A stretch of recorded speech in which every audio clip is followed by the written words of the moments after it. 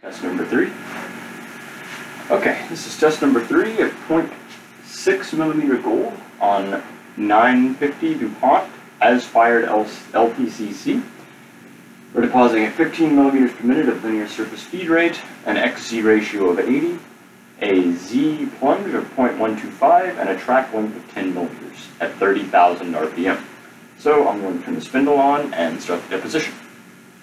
Ooh, before I do that though, I need to measure the height or length of this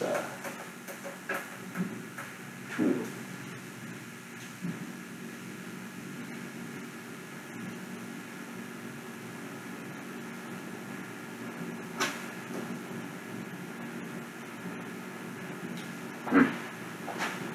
It's definitely changed.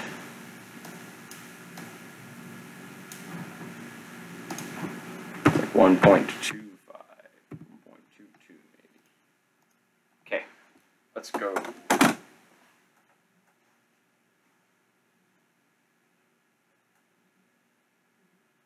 Okay, spindle on. We'll go until we make contact. Contact.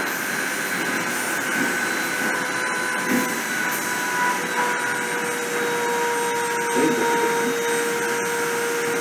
starting the current.